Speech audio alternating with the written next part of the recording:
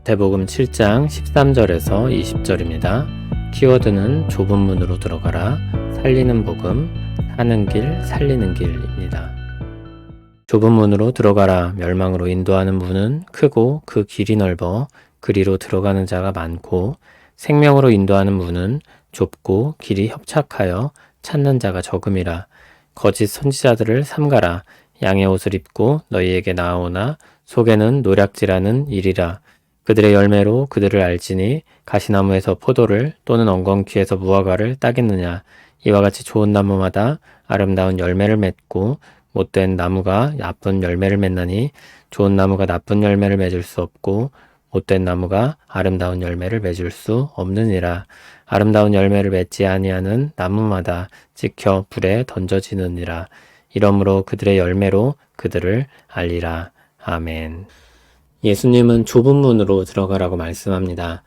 주님이 제시한 천국 백성의 삶을 살라는 것입니다. 그 삶을 가리켜 좁은 문이라 하셨습니다.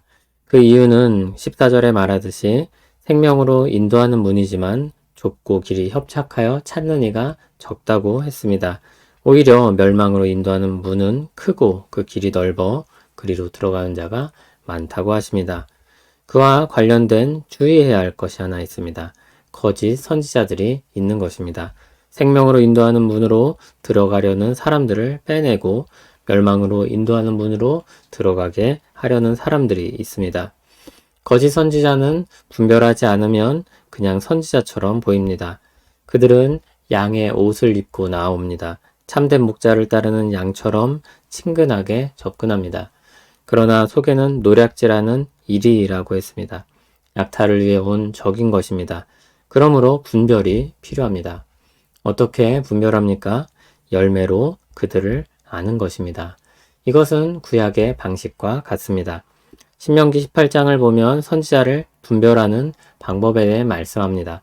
선지자는 하나님의 말씀을 대언하는 사람이기 때문에 만일 그가 전하는 말씀이 진짜라면 따라야 할 것입니다. 그렇지 않다면 거짓으로 하나님을 사칭했으니 큰 죄를 지은 것이므로 죽어야 할 것입니다.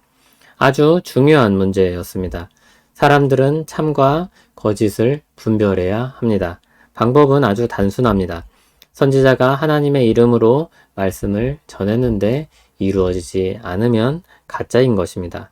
주님의 말씀은 그와 같은 것입니다. 좋은 나무면 좋은 열매를 맺는다는 것입니다. 열매로 그들을 알 것입니다. 그러면 어떤 열매가 맺히겠습니까? 좋은 나무에서 나오는 좋은 열매는 무엇이겠습니까? 그것은 바로 은혜의 복음이요, 은혜의 복음이 묻어난 삶일 것입니다. 첫째로 이 말씀을 당대에 적용하면 하나님의 말씀을 전한다고 하면서도 복음에 비추어 볼 때 그저 천국문을 막고 들어가지 못하도록 하는 율법주의자들을 가리킬 것입니다. 그들은 거짓 선지자입니다. 그들의 열매는 무엇입니까? 사람들을 올가매는 근심과 짓누르는 중압감입니다. 그리고 자신들에겐 교만과 자랑입니다. 그러나 참 선지자이신 주님은 은혜의 복음을 전하셨고 자신은 십자가에서 죽으셨습니다. 사람들을 살리는 좁은 길로 가셨습니다. 참 선지자이신 주님으로 인해 사람들은 생명을 얻게 됩니다. 둘째로 이 말씀을 우리에게 적용할 수 있습니다. 하나님의 말씀을 말한다고 하지만 복음이 빠진 율법을 말하는 사람들이 있습니다. 예를 들어 알면서 왜 안 지키냐고 말하는 사람입니다. 나는 이렇게 지켰으니 너도 어서 지키라고 몰아붙이는 사람입니다. 복음은 무엇입니까? 우리가 지켜낼 수 없는 율법의 의를 우리 주님이 행하신 일들로 은혜로 거저 받는 것입니다. 믿음으로 받는 것입니다. 그리고 생명을 얻은 사람으로서 열심히 생명 얻은 사람답게 살아가기 시작하는 것입니다. 그래서 복음에 비추어 하나님의 말씀을 보게 되면 어떻게 됩니까? 사랑이 허다한 허물을 덮듯이 서로 용납하고 오래 참고 친절한 것입니다. 은혜로 시작하여 은혜로 살고 은혜로 말하는 사람들이 됩니다. 이들은 좋은 열매를 맺고 은혜로 마치게 될 것입니다.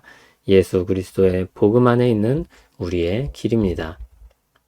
좁은 길을 가라는 말씀이 율법주의적인 시각에서 보면 또 다른 굴레가 됩니다. 내가 그 길을 가지 못했구나, 부끄럽구나, 틀렸구나, 자책하고 두려워하는 것입니다. 그러나 주님은 우리에게 두려운 마음을 주시지 않습니다. 신명기 18장 22절을 보면 거짓 선지자의 말을 두려워하지 말라고 했습니다. 그런 두려움을 자아내는 그들의 말이 하나님의 말씀이 아니며 그렇게 실현되지 않을 것이기 때문입니다.